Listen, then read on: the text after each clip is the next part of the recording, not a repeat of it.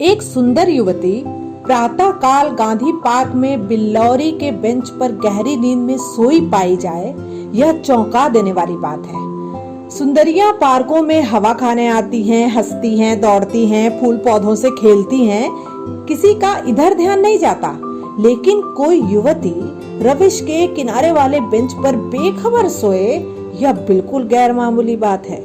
अपनी ओर बलपूर्वक आकर्षित करने वाली रविश पर कितने आदमी चहलकदमी कर रहे हैं, बूढ़े भी जवान भी, सभी एक क्षण के लिए यहाँ ठिठक जाते हैं। एक नजर वह दृश्य देखते हैं और तब चले जाते हैं। युवक वृंद रहस्य भाव से मुस्कुराते हुए, वृद्ध जन चिंता भाव से सिर हिलाते हुए और युवतियां लज्जा से आंखें नीचे किए हुए। बसंत और हाशिम निक्कर और बनियान पहने नंगे पांव दौड़ रहे हैं। बड़े दिन की छुट्टियों में ओलंपियन रेस होने वाला है। दोनों उसी की तैयारी कर रहे हैं। दोनों इस स्थल पर पहुंचकर रुक जाते हैं और दबी आंखों से युवती को देखकर आपस में बातें करने लगते हैं। अरे हासिम, इसे और कहीं सोने की जगह नहीं मिली? ठीक कह रहे हो बसंत, कोई वैश्या है।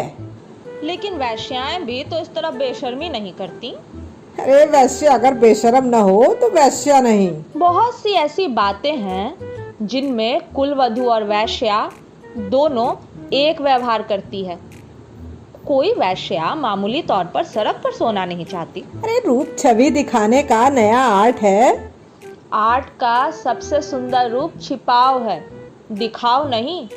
और वैश्या इस रहस्य को खूब समझती है। उसका छिपाव केवल आकर्षण बढ़ाने के लिए है। हो सकता है, मगर केवल यहाँ सो जाना यह प्रमाणित नहीं करता कि यह वैश्या है। इसकी मांग में सिंदूर है। अरे वैश्याएं अवसर पड़ने पर सौभाग्यशाली बन जाती हैं। रात भर प्याले के दौर चले होंगे, काम क्रीड़ाएं हुई होंगी, अवसाद के कारण ठंडक पाकर सो गई होगी। मुझे तो कोई कुलवधू सी लगती है। कुलवधू पार्क में सोने आएगी? हो सकता है कि घर से रूठ कर आई हो। अरे चलकर पूछे ही क्यों न लें। अरे नीरे अहमक हो, बगैर परिचय के आप किसी को जगा कैसे सकते हैं? अजी चलकर परिचय कर लेंगे, उल्टे और एहसान जताएंगे। और कहीं झिड़क दे तो? अरे झिड़कने की कोई बात भी तो। उससे सौजन्य और सहृदयता में डूबी हुई बातें करेंगे। कोई युवती ऐसी बातें सुनकर चिढ़ नहीं सकती। अजी गत यौवनाएं तक तो रस भरी बातें सुनकर फूल ही उठती हैं। यह तो नव यौवना है। अरे मैंने रूप और यौवन का ऐसा सुंदर संयोग नहीं देखा था। मेरे हृदय पर तो यह रूप अब जीवन पर्यंत के लिए अंकित हो गया। शायद अब कभी भूल ना सकूं। हाँ, लेकिन मैं तो फिर यही कहता हूँ कि यह है कोई वैश्या। अजी रूप की देवी वैश्या भी हो तो उपास से है। अरे अब यहीं खड़े खड़े कवियों सी बातें करोगे, जरा वहाँ चलते क्यों नहीं? तुम केवल खड़े रहना, पास तो मैं डालूंगा। मुझे तो कोई कुलवधू लगती है। अरे कुलवधू पार्क में आकर सोए तो इसका इसके सिवा कोई अर्थ नहीं कि वह आकर्षित करना चाहती है, और यह वैश्या मनोवृत्ति है। अजी पर आजकल की युवतियां भी तो फॉरवर्ड होने लगी हैं। फॉरवर्ड युवतियां युवकों से आंखें नहीं चुराती। हाँ, लेकिन है कुलवधू, और कुलवधू से किसी तरह की बातचीत करना मैं बेहूदगी समझता। तो चलो फिर दौड़ लगाएं। लेकिन दिल में तो वह मूर्ति दौड़ रही है। तो आओ यही बैठे ना, जब वो उठकर जाने लगेगी तो उसके पीछे चलेंगे। मैं तो फिर कहता हूँ ये वैश्या है। और मैं कहता हूँ कि कुलवधू है। तो लगी 10-10 की बाजी। जी हाँ लगी।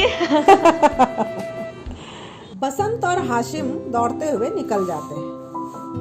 दो वृद्ध पुरुष धीरे धीरे जमीन की ओर ताकते आ रहे हैं, मानो खोई जवानी ढूंढ रहे हैं। एक की कमर झुकी, बाल काले, शरीर स्थूल, दूसरे के बाल पके हुए, एक पर कमर सीधी, इकहरा शरीर। मोटे महाशय वकील हैं और छरहरे महोदय डॉक्टर।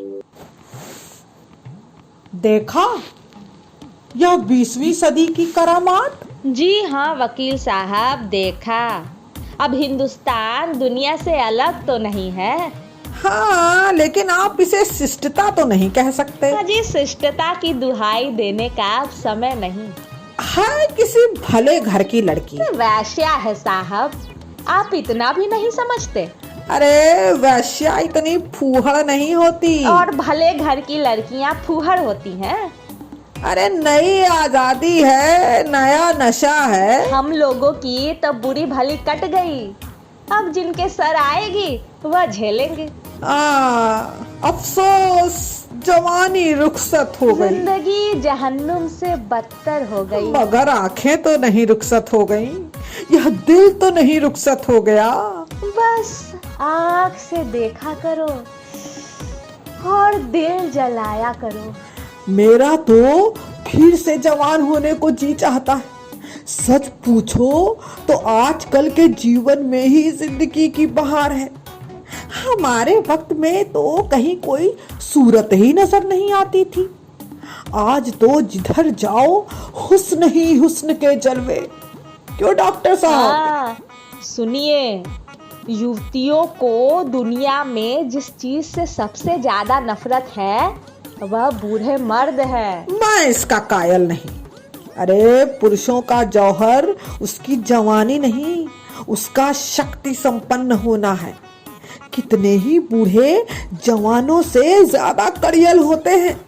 मुझे तो आए दिन इसके तजर्बे होते हैं। मैं ही अपने आप को किसी जवान से कम नहीं समझता। हाँ, ये सब सही है, पर बूढ़ों का दिल कमजोर होता है। अब अगर यह बात ना होती तो इस रमणी को इस तरह देखकर हम लोग यूं न चले जाते। अजी, मैं तो आंख भर देख भी न सका। डर लग रहा था कि कहीं उसकी आंखें खुल जाए और वह मुझे ताकते देख ले तो दिल में क्या समझे। अरे खुश होती कि बूढ़ों पर भी उसका जादू चल गया। अजी, रहने भी दीजिए। अच्छा, आप कुछ दिन ओकासा का सेवन कीजिए। चंद्रोदय खाकर देख चुका, सब लूटने की बात है। अरे तो मंकी ग्लैंड लगवा लीजिए ना। आप उस युवती से मेरी बात पक्की करा दे, मैं तैयार हूँ। हाँ, यह मेरा जिम्मा, मगर भाई हमारा भी हिस्सा रहेगा। अर्थात यह कि कभी कभी मैं आपके घर आकर अपनी आंखें ठंडी कर लिया करूंगा। अगर आप इस इरादे से आए तो मैं आपका दुश्मन हो जाऊं। ओहो, आप तो मंकी ग्लैंड का नाम सुनते ही जवान हो गए। मैं तो समझता हूँ कि यह भी डॉक्टरों ने लूटने का एक लटका निकाला है। सच। अरे साहब, इस रमणी के स्पर्श में जवानी है। आप हैं किस फेर में? उसके एक एक अंग में, एक एक चितवन में, एक एक मुस्कान में, एक एक विलास में जवानी भरी हुई है। न 100 मंकी ग्लैंड, न एक रमणी का बाहुपाश। अच्छा, कदम बढ़ाइए, मुवक्किल आकर बैठे होंगे। हाँ, पर यह सूरत याद रहेगी। जी, आपने फिर याद दिला दी। अरे वह इस तरह सोई है इसलिए कि लोग उसके रूप को, उसके अंग विन्यास को, उसके बुखरे हुए केशों को, उसकी खुली हुई गर्दन को देखे और अपनी छाती पीटे। इस तरह चले जाना उसके साथ अन्याय है। अरे वह बुला रही है और आप भागे जा रहे हैं। अब हम जिस तरह से दिल से प्रेम कर सकते हैं, जवान कभी कर सकता है? हाँ डॉक्टर साहब, ये बात तो आप बिल्कुल ठीक कह रहे हैं। मुझे भी ऐसी औरतों से साबिका पड़ चुका है जो रसिक बूढ़ों को खोजा करती हैं। अरे जवान तो छिछोरे, उच्च श्रृंखल, अस्थिर और गर्वीले होते हैं। वे प्रेम के बदले कुछ चाहते हैं, और हम बूढ़े, हम तो निस्वार्थ भाव से आत्मसमर्पण करते हैं। अजी आपकी बातों से तो दिल में गुदगुदी हो गई। मगर एक बात याद रखिए, कहीं उसका जवान प्रेमी मिल गया तो मिला करे, यहाँ हम ऐसे से नहीं डरते। अच्छा, आपकी शादी की कुछ बातचीत थी ना? हाँ थी तो, मगर जब अपने ही लड़के दुश्मनी पर कमर बांधे तो क्या करे। अब मेरा बड़ा लड़का यशवंत, वो तो मुझे बंदूक दिखाने लगा। अब यही है जमाने की खूबी। हाँ सही कह रहे हैं। दोनों वृद्ध धूप तेज होने पर निकल जाते हैं।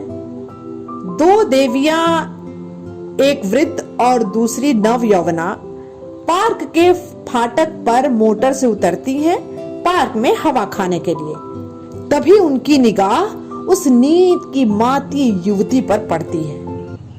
बड़ी बेशरम है। ठाट तो बड़े घर की लड़कियों के हैं। बस ठाठ ही देख लो, इसी से मर्द कहते हैं स्त्रियों को आजादी नहीं मिलनी चाहिए। मुझे तो कोई वैश्या मालूम होती है। वैश्या ही सही, पर उसे इतनी बेशर्मी करके स्त्री समाज को लज्जित करने का क्या अधिकार है? कैसे मजे से सोई है, मानो अपने घर में है। अरे बेहयाई है।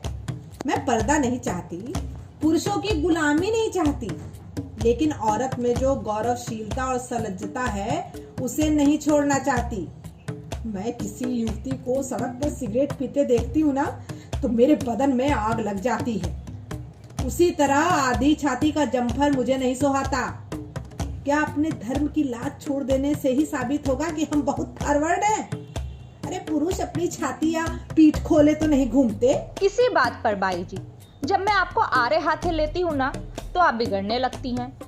पुरुष स्वाधीन है, वह दिल में समझता है कि मैं स्वाधीन हूँ। वह स्वाधीनता का स्वांग नहीं भरता।